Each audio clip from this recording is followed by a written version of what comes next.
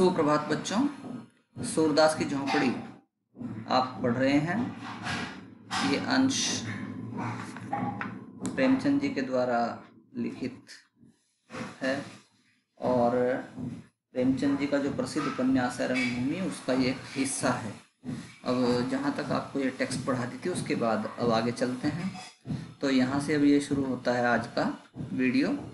जगधर का मन आज खोंचा लेकर गलियों का चक्कर लगाने में न लगा, क्योंकि जगधर को लग रहा था कि भैरों के पास में काफ़ी पैसे हो गए हैं। भैरों ये पैसे कहाँ से चुरा के लेके आ गया था? भैरों लेके आया था ये सूरदास की झोंपड़ी में आग लगाने से पहले। उसने उसकी पोटली निकाल ली थी जिसमें उसकी जन्म भर की कमाई रखी हुई थी। अब ये रहस्य वो जगधर को बता देता है, लेकिन जगधर को उससे ईर्ष्या होने लगती है कि इसके पास तो बहुत पैसा हो गया, क्योंकि 500 रुपये से ऊपर उसमें पैसे थे। तो जगधर का मन इस वजह से आज खोंचा लेकर गलियों का चक्कर लगाने में न लगा, क्योंकि उसको ये लग रहा था कि ये तो बैठे बिठाए अमीर हो गया। भैरों तो बैठे बिठाए अमीर हो गया, उसको कुछ नहीं करना पड़ा। एक मैं हूँ जो रोज गलियों में चक्कर काटता फिरता हूँ खोंचा लेकर। खोंचा कहते हैं छोटा सा बक्सा जिसमें आदमी अपना सामान रख करके गलियों में बेचता फिरता है। वो छोटी सी एक संदूकची होती है। छाती पर सांप लौट रहा था। सांप लौटना मतलब ईर्ष्या हो रही थी उसको भैरों से। इसे दम के दम में इतने रुपए मिल गए, अब मौज उड़ाएगा। भैरों के पास अचानक ही इतना पैसा आ गया, अब इसकी तो मौज आ गई। तकदीर इस तरह खुलती है। वो कहता है कि इसकी तो तकदीर खुल गई। यहाँ कभी पड़ा हुआ पैसा भी न मिला। मेरे पास तो पैसे हैं ही नहीं। पाप पुण्य की कोई बात नहीं। उसने जो किया है उसमें पाप पुण्य जैसी कोई बात नहीं है। ऐसा कुछ नहीं होता जैसा मैं विचार करता हूँ कि पाप और पुण्य नाम की कोई बात होती है। ऐसा कुछ नहीं होता। मैं ही कौन दिन भर पुण्य किया करता हूँ। अपने बारे में विचार करता है कि मैं कौन सा दिन भर सही काम करता हूँ। दमड़ी छदाम कोड़ियों के लिए टेनी मारता हूँ। दमड़ी जो होता है पैसे का 8वां हिस्सा, छदाम पैसे का 4था हिस्सा। तो इनके लिए मैं भी तो टेनी मारता हूँ। टेनी मारना का मतलब होता है टंडी मारना। जब तराजू में हम घटतौली करते हैं, यानी तौल को घटा के कोई चीज़ बेचते हैं, तो उसको बोलते हैं टेनी मारना। तो कहता है कि मैं भी तो एक एक दमड़ी बचाने के लिए, एक एक छदाम बचाने के लिए, एक एक कोड़ी बचाने के लिए टंडी मारता हूँ, तराजू में घटतौली करता हूँ, बाट खोटे रखता हूँ और कम तोलने वाले ही बाट है मेरे पास। तो मैं कौन सा ईमानदारी का काम कर रहा हूँ, पुण्य का काम कर रहा हूँ। तेल की मिठाई को घी की कहकर बेचता हूँ। तो ये भी मैं लोगों को धोखे में रखता हूँ कि जो मिठाई मैं बेचता हूँ वो बनी तो तेल की होती है, लेकिन मैं कहता हूँ कि घी की बनी है। ईमान गंवाने पर कुछ नहीं लगता। जानता हूँ यह बुरा काम है, पर बाल बच्चों को पालना भी तो ज़रूरी है, और मैं इस काम को करता हूँ। बुरा काम है, इस बात को मैं जानता हूँ। ईमान गंवा रहा हूँ, इस बात को मैं जानता हूँ, लेकिन मेरे लिए इसलिए ज़रूरी है कि अगर मैं ऐसा नहीं करूँगा तो बच्चों का पालन पोषण कैसे कर पाऊँगा। इस बात को कौन कह रहा है बच्चों? जगधर कह रहा है। कब? जब उसको पता लग गया कि भैरों के पास 500 रुपये अचानक ही आ गए और सूरदास की झोंपड़ी में आग लगाने से पहले उसने वो पैसे वहां से निकाल लिए थे। अब 2-3 दुकानों का और ठेका ले लेगा। ऐसा ही कोई माल मेरे हाथ भी पड़ जाता तो जिंदगानी सफल हो जाती। जगधर सोचता है कि काश ऐसा ही माल जैसा भैरों के हाथ लगा है मेरे भी हाथ लग जाता तो मेरी तो जिंदगी ही सुधर जाती। जगधर के मन में ईर्ष्या का अंकुर जमा। वह भैरों के घर से लौटा तो देखा कि सूरदास राख को बटोरकर उसे आटे की भांति गूंथ रहा है। सारा शरीर भस्म से ढका हुआ है और पसीने की धारें निकल रही हैं। बोला, सूर्य क्या ढूंढते हो? तो जगधर फिर वहां से भैरों के घर से आ रहा है। उसके मन में भैरों के प्रति बड़ी ईर्ष्या हो गई है। जब वह भैरों के घर से वापस आ रहा था तो सूरदास के यहाँ से गुजर रहा था, तो देखता है कि सूरदास अपनी झोंपड़ी की राख को इकट्ठा कर रहा है और उसको हाथों से ऐसे गूंथ रहा है मानो कि आटे को गूंथ रहा हो।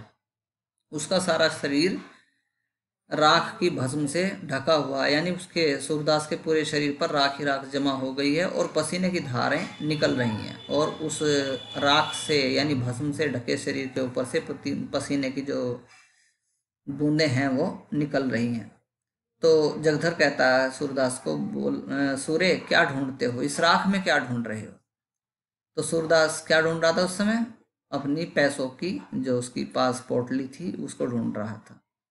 तो सूरदास कहता है कुछ नहीं ढूंढ रहा भाई, यहाँ रखा ही क्या है, यही लोटा तवा देख रहा था, और है ही क्या यहाँ, लोटा तवा है मेरे पास में, और बचा ही क्या है? तो जगदर कहता है और वह थैली किसकी है जो भैरों के पास है? तो अब देखिए यहाँ पे क्या हो गया कि जगधर ने भेद खोल दिया उसका, भैरों का। भैरव पे उसको ये था ना, ईर्ष्या करता था कि भैरव के पास में इतना पैसा क्यों आ गया। तो जिस चीज को सूरदास उस राख में ढूंढ रहा था, उस चीज के बारे में जगधर ने थोड़ा सा हिंट कर दिया सूरदास को। क्या कह के?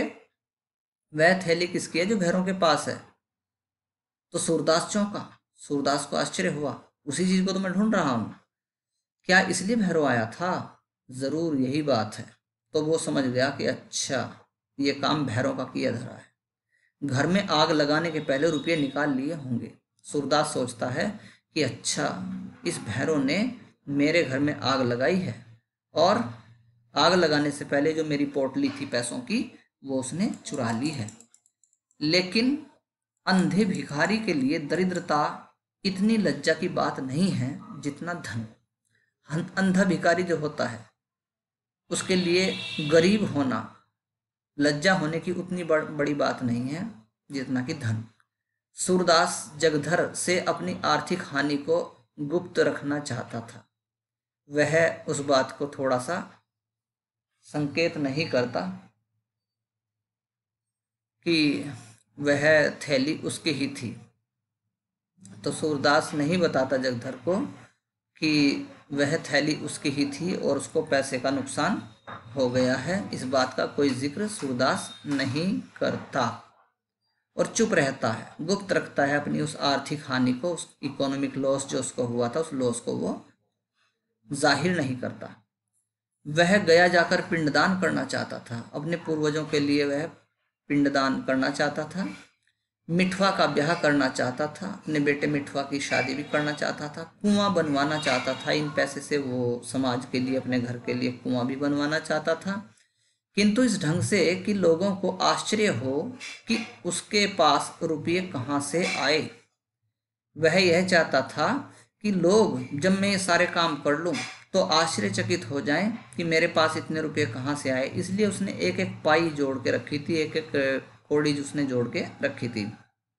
लोग यही समझें कि भगवान दीन जनों की सहायता करते हैं।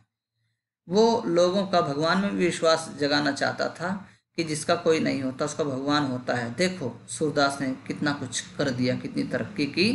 तो इस वजह से उसने वो पैसे जमा करके रखे थे कि एकदम अपनी पूरी जिंदगी ही बदल दूंगा, अपने पूर्वजों के लिए पिंडदान भी कर दूंगा, अपने बच्चे की शादी भी कर लूंगा, घर में कुआं भी बनवा लूंगा, पुत्र वधू आएगी तो उसके लिए गहने इत्यादि बनवा लूंगा। तो उसके दिमाग में सारी चीजें थी कि ये सारे काम मैं एकदम करूंगा, एक झटके में कर दूंगा, जिससे कि लोग मेरे बारे में कहें कि देखो, जिसका कोई नहीं होता उस गरीब का भगवान होता है सहायता करने के लिए, भगवान दीन जनों की सहायता करते हैं।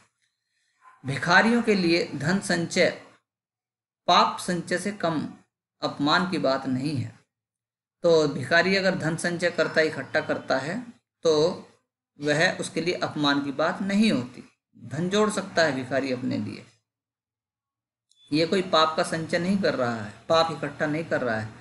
बोला मेरे पास थैली वैली कहाँ? जगदर को कहता है कि भाई कहाँ यार थैली, किस थैली की बात कर रहे हो? होगी किसी की जो भैरों के पास है, क्या अब तक इसकी ले आया?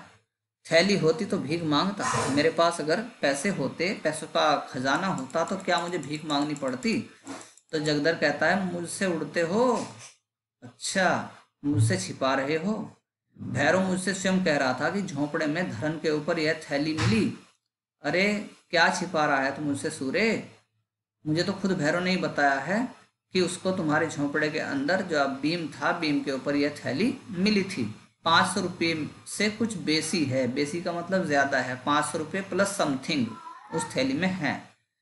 सूरदास कहता है वह तुमसे हंसी करता होगा, अरे मजाक करता होगा भाई, 5.5 रुपये तो कभी जुड़े ही नहीं, वो 500 कहाँ से आते? तो जिंदगी भर मुझे कमाते कमाते हो गया अभी तक मेरे पास एक साथ मैंने 5.5 रुपये तक नहीं देखे, 500 की बात क्यों कर रहे हो।